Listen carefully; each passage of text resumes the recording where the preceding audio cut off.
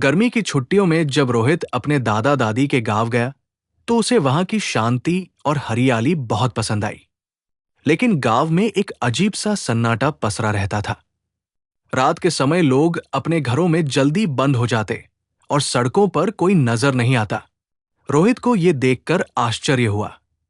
एक रात जब वो अपनी दादी के पास बैठा था तो उसने पूछ ही लिया, दादी, यहां के लोग रात में बाहर क्यों नहीं निकलते? दादी का चेहरा पीला पड़ गया। उन्होंने चारों ओर देखा और धीरे से बोली, बेटा, इस गांव में एक भयानक चुड़ैल का साया है। रोहित को लगा कि दादी उसे डराने के लिए ऐसा कह रही है, लेकिन उनकी गंभीर आवाज सुनकर वो सच में सहम गया।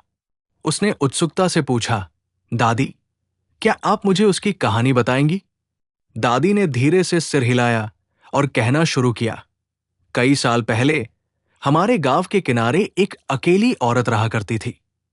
लोग कहते हैं कि उसका नाम सुलोचना था।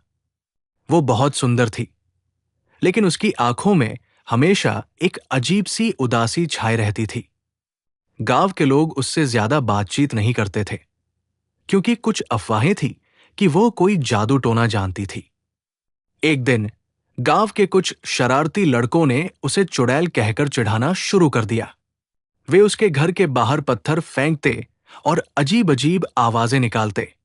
सुलोचना ने कई बार उन्हें रोका, लेकिन वे नहीं माने। फिर एक रात गांव के सबसे अमीर जमींदार का बेटा अचानक गायब हो गया। लोग ढूंढते रहे, लेकिन उसका कोई सुराग नहीं मिला। कुछ दिन बाद उसका शव गांव के बाहर एक पुराने पीपल के पेड़ से लटका मिला। उसके चेहरे पर भयानक डर था और उसकी आंखें फटी की फटी रह गई थी। गांव में यह खबर आग की तरह फैल गई। लोगों को शक हुआ कि यह सुलोचना का ही काम था। उन्होंने बिना किसी सबूत के उसे चुड़ैल करार दे दिया और गुस्से में भरकर उसकी झोपड़ी को आग लगा दी। सुलोचना चीखती रही, गिड़गिड़ाती रही, लेकिन किसी ने उसकी बात नहीं सुनी। वो जलकर वही राख हो गई। मरते मरते उसने श्राप दिया, जिसने भी मेरे साथ अन्याय किया उसे इसकी सजा मिलेगी। मैं वापस आऊंगी। उसके मरने के कुछ ही दिन बाद गांव में अजीब घटनाएं होने लगी। रात के समय किसी को भी बाहर जाने की हिम्मत नहीं होती थी। जो लोग गलती से बाहर निकलते, वे या तो वापस नहीं आते या फिर उनकी लाशें किसी पेड़ से लटकी मिलती। लोगों ने कहना शुरू कर दिया कि सुलोचना की आत्मा अब चुड़ैल बन चुकी है। कोई कहता कि वो पीपल के पेड़ पर बैठी रहती है। कोई कहता कि वो रात को गांव की गलियों में सफेद साड़ी पहनकर घूमती है। कई लोगों ने दावा किया कि उन्होंने रात में किसी औरत को रोते हुए सुना था, लेकिन जब वे पास गए तो वहां कोई नहीं था। दादी की कहानी सुनकर रोहित रोमांचित हो गया।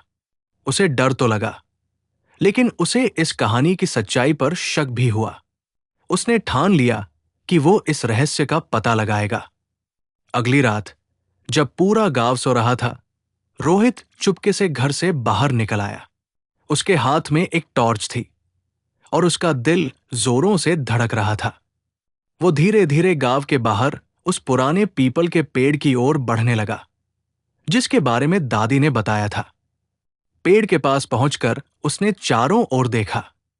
चारों ओर घना अंधेरा था और हल्की हल्की हवा चल रही थी। अचानक उसे किसी के रोने की आवाज सुनाई दी। उसका पूरा शरीर कांपने लगा। उसने धीरे धीरे टॉर्च की रोशनी आगे बढ़ाई। पेड़ के पीछे सफेद साड़ी में लिपटी एक परछाई दिखी। लंबे खुले बाल, झुकी हुई गर्दन और पैर जमीन से कुछ ऊपर। जैसे ही रोहित ने टॉर्च की रोशनी उस पर डाली, वो परछाई तेजी से उसकी ओर बढ़ी। रोहित का दिल जोर जोर से धड़कने लगा।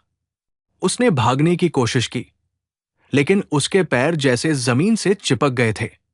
वो हिल तक नहीं पा रहा था। वो परछाई अब उसके बेहद करीब थी। तू यहां क्या कर रहा है? एक ठंडी और डरावनी आवाज गूंजी। रोहित ने हिम्मत जुटाकर कहा, मैं सिर्फ ये जानना चाहता हूं कि तुम कौन हो। चुड़ैल ने एक पल के लिए रोहित को घूरा और फिर धीमे स्वर में बोली, मुझे इंसानों से नफरत है, क्योंकि उन्होंने मेरे साथ अन्याय किया। रोहित को लगा कि चुड़ैल की आत्मा अब भी बदला लेने के लिए भटक रही थी। उसने हिम्मत करके कहा, अगर तुम्हारे साथ अन्याय हुआ था तो क्या तुम निर्दोष लोगों को मारकर सही कर रही हो? चुड़ैल चुप हो गई। उसकी आंखों में दर्द दिखा।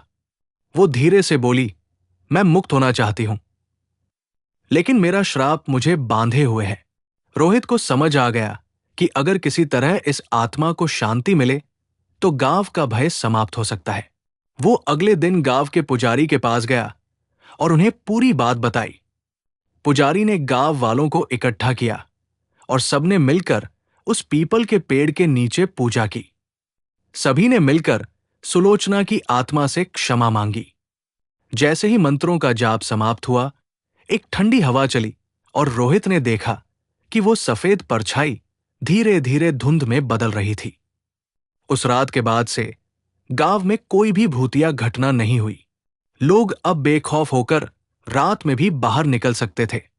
अंतिम रहस्य रोहित के मन में अब भी एक सवाल था, क्या सच में वह चुड़ैल थी या सिर्फ एक पीड़ित आत्मा? शायद कुछ कहानियां सिर्फ कहानियां होती हैं और कुछ सच्चाइयां हमें डर के पीछे छिपी हुई मिलती है। समाप्त।